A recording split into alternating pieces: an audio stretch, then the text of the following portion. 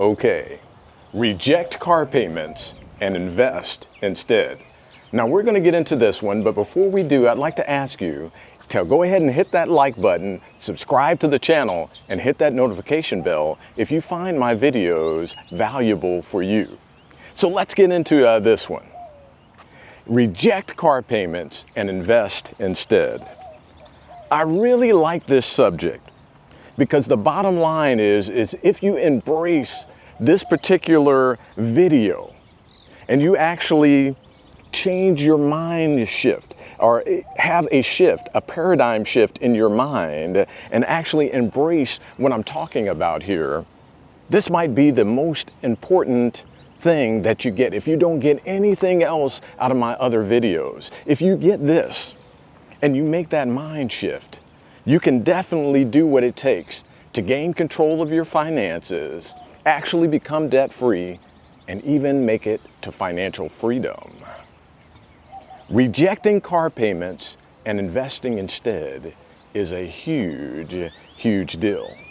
Well, I'm going to pull back just a little bit here. I'm at this park, has this little pavilion over here, and actually has a little lake over here, a nice place to make a video. But we're talking about car payments here, okay?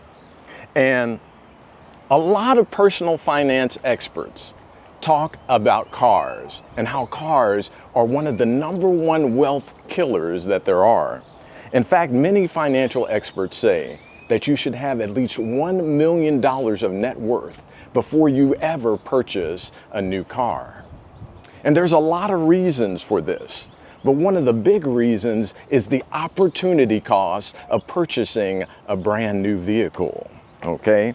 Opportunity cost entails by buying a new car and having those car payments, it takes away the opportunity for you to do other things with your money, with your finances. And so you lose the opportunity to actually gain control of your finances and ultimately build wealth by having car payments. So there's that opportunity cost. And we're actually going to get into some specifics and talk about some scenarios if you take full advantage of getting rid of those car payments. So stick to the end of the video for that.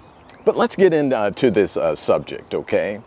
Now, the average cost of a new car now has climbed to $50,000. That's right, a new car now is $50,000. And the average car payment now is $770 a month. $770. Here's another difficult statistic here. 19% of buyers have payments over $1,000 a month. That's right, 19% of car buyers now have payments over $1,000 a month. This is getting absolutely crazy, these car payments. It's just out of control, completely out of control, okay? Let's talk about cars and what you really can afford. If I cannot convince you to just buy cars cash, that's what I would do. Buy quality used vehicle cash. In fact, my vehicle that I drove right here to this park to film this video is a '97 Honda Civic. I purchased it in 1999. Well, I didn't purchase it. My mom actually purchased it, and then I made the car payments on it. The car payment was about $259 per month. Now, I paid that off as quickly as I could and owned the car outright. But my point here is I have that '97 Honda Civic. It's now a completely paid for car. And all of my cars now are completely paid for. I do not have car payments. I think car payments are napalm to your finances, okay? But if I can't convince you to just buy quality used cars cash, and my '97 Honda Civic that I drove here, I bought it in 1999, now has 301,000 miles on it. A highly reliable, highly affordable vehicle that you easily could buy cash. In fact, I looked it up. I couldn't sell it for more than $1,500. And it would be a highly reliable and affordable vehicle for someone if they were willing not to just jump into a brand new car payment and buy a quality used vehicle. They would be able to buy something like my vehicle cash. But if you have $5,000, buy a $5,000 car cash rather.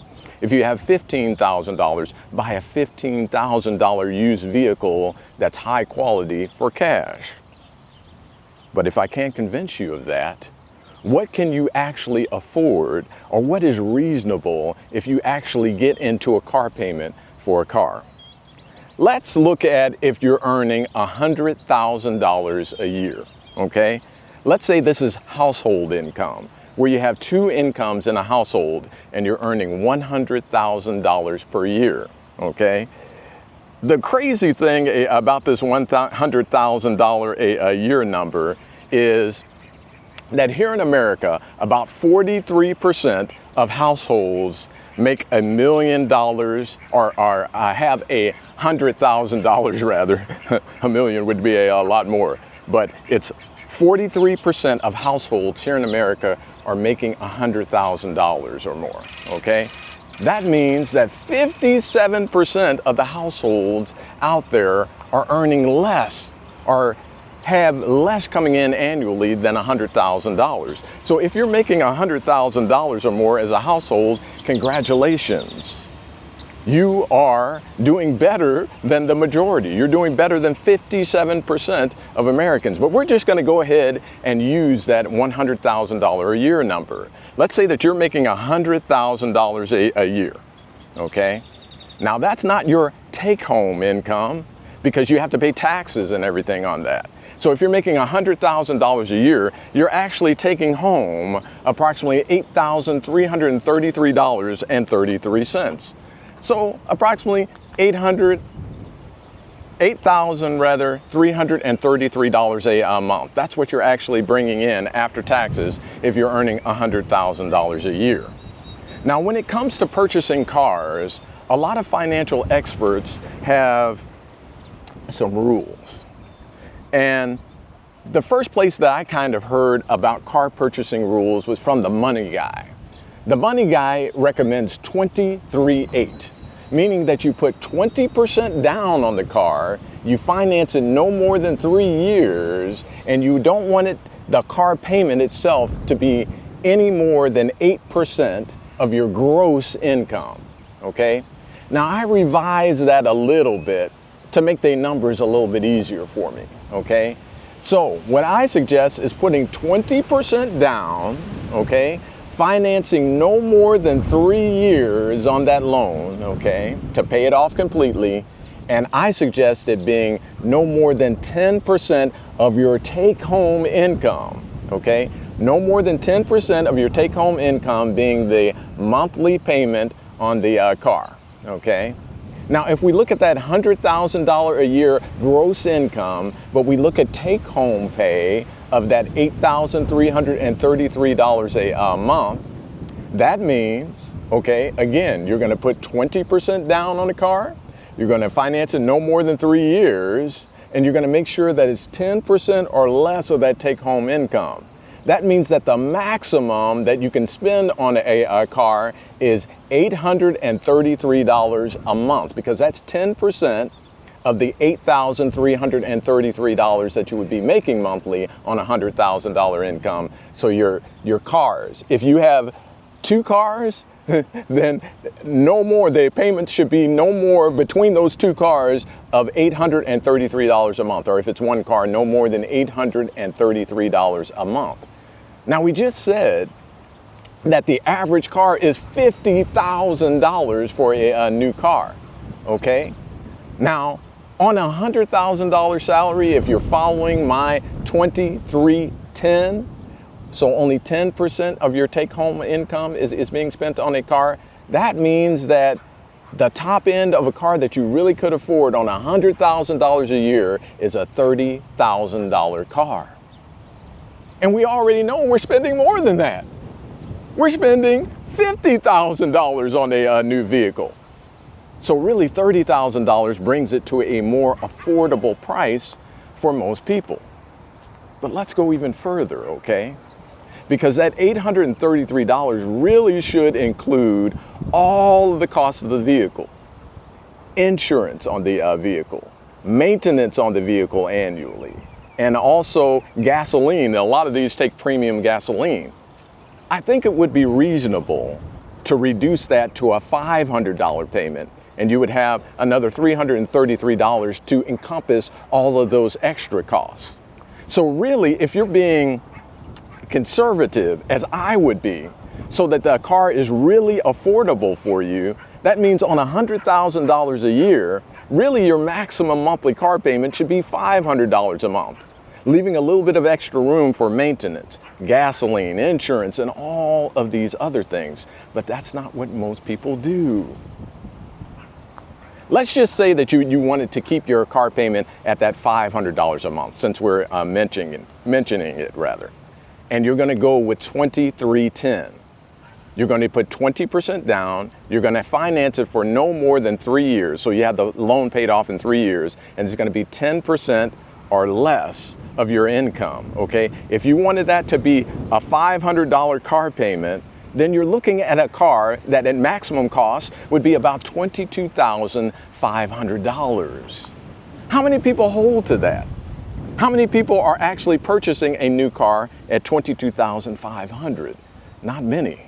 Here in America, we have this love affair with SUVs. So people are spending this $50,000, even more, on new cars at the tune of a payment of $770 a month.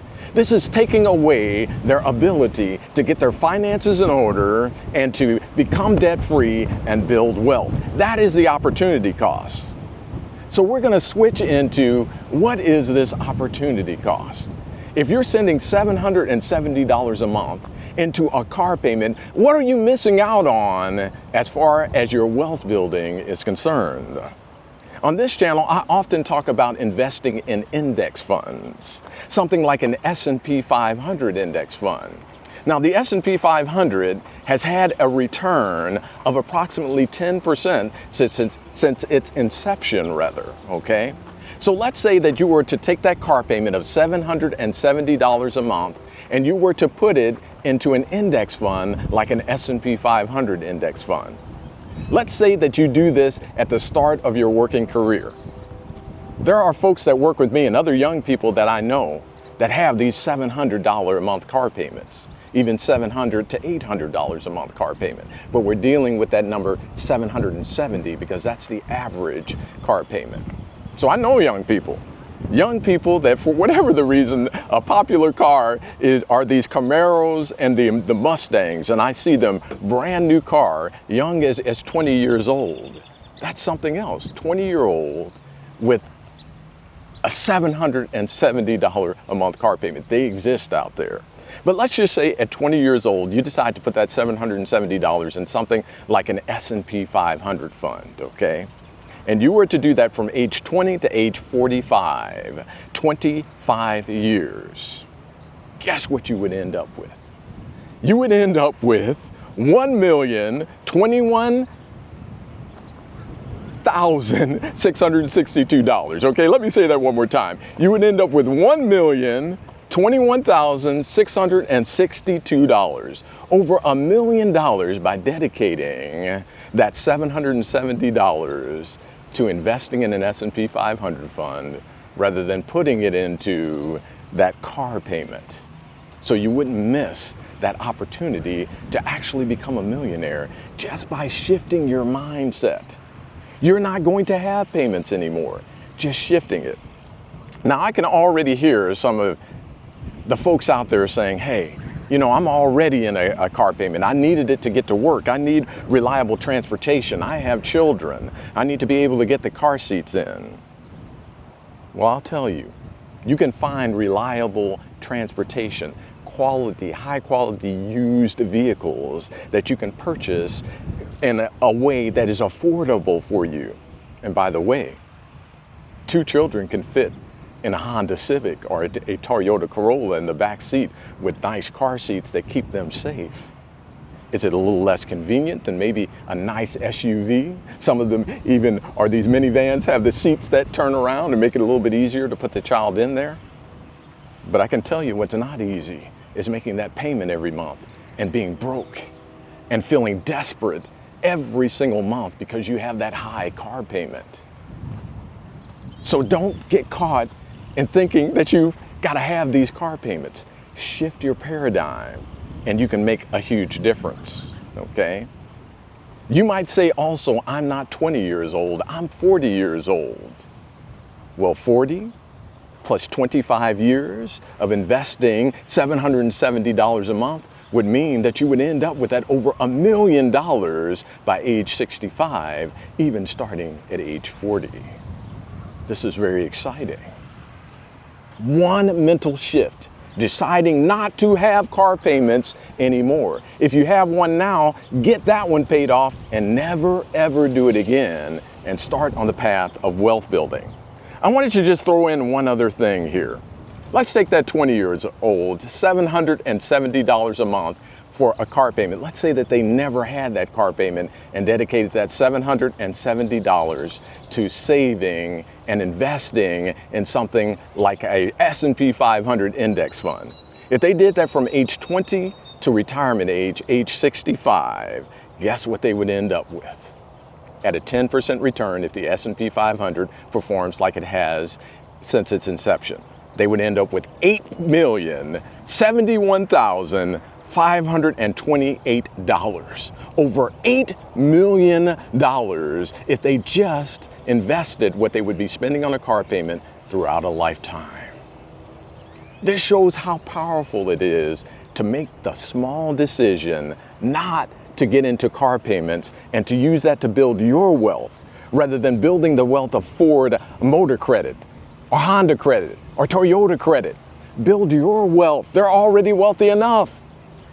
They're already taking extravagant vacations in the summer on your dime. Build your wealth.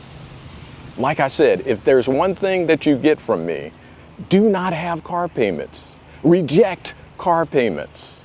Like I said, if you're in it now, change your mindset, pay that one off, and don't get caught in the cycle of being in debt. Many people purchase a car, okay, over these long terms, and they're upside down in the car, meaning when they go to trade it in again, they owe more on the car than what it's worth. And so they roll that into the next loan and just extend the loan time. Rather than 5 years, they may go to 7 years. And so they stay in this perpetual debt, paying these $770 car payments, making these finance companies rich while they struggle.